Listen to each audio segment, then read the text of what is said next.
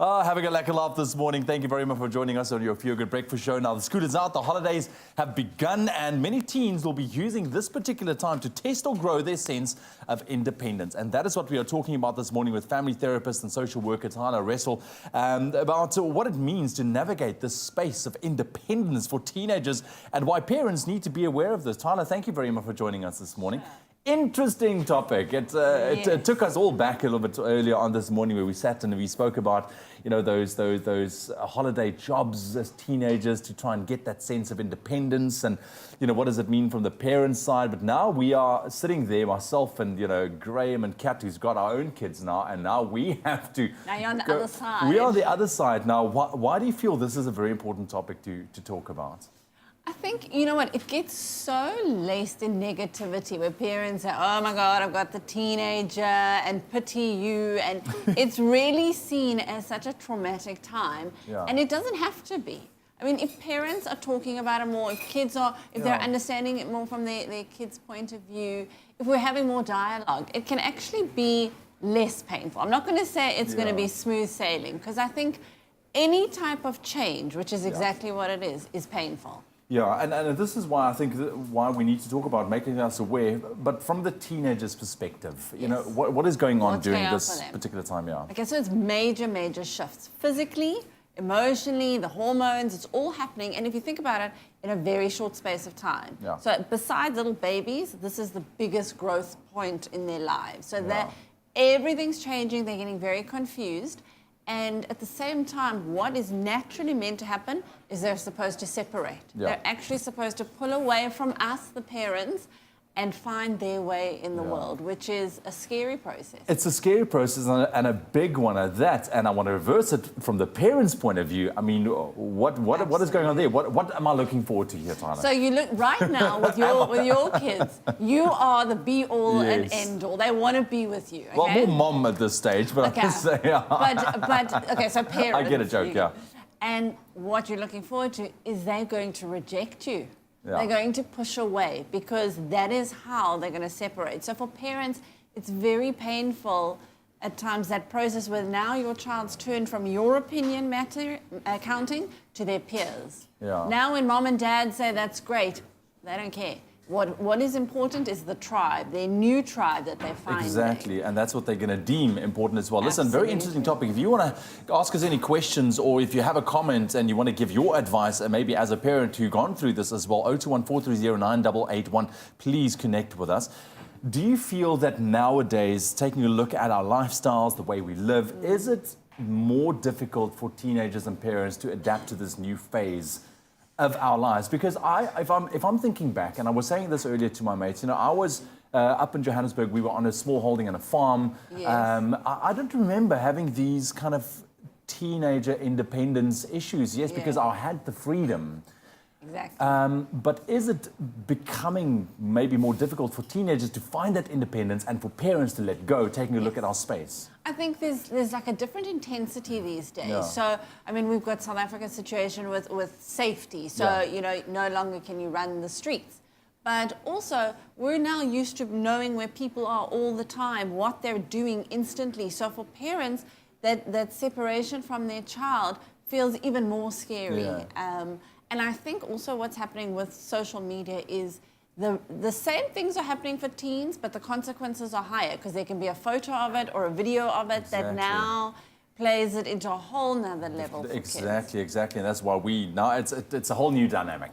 We need to look at it. Talya, thank you very much for joining us this morning. We're going to continue on this subject a little bit later on. You can continue the conversation on social media if you want to have any questions as well. But call us, keep that number 021-430-9881 if you want to leave a comment or question or even ask Talya anything about this going into this holiday season with your teens. Interesting.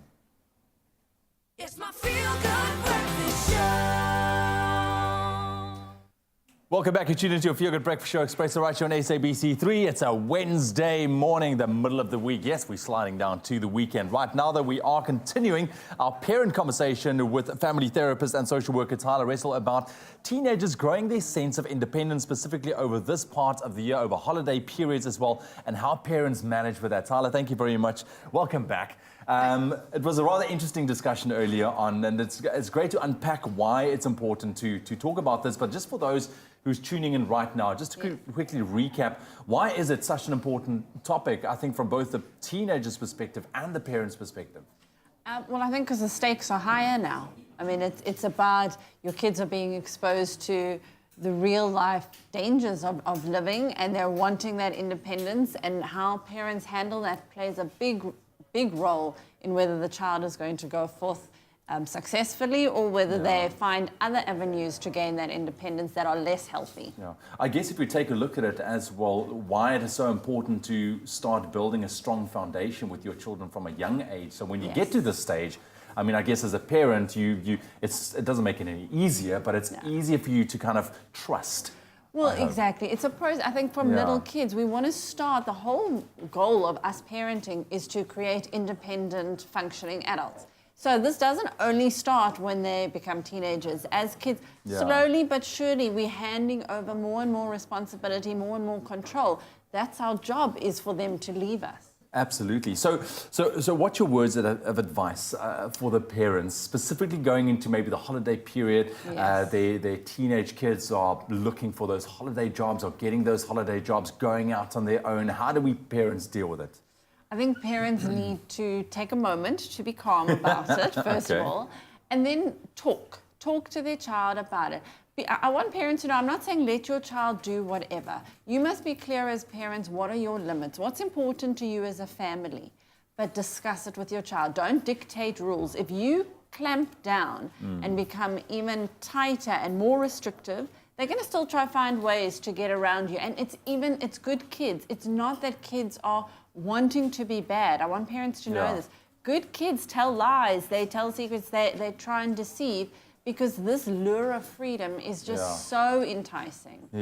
So talk about it.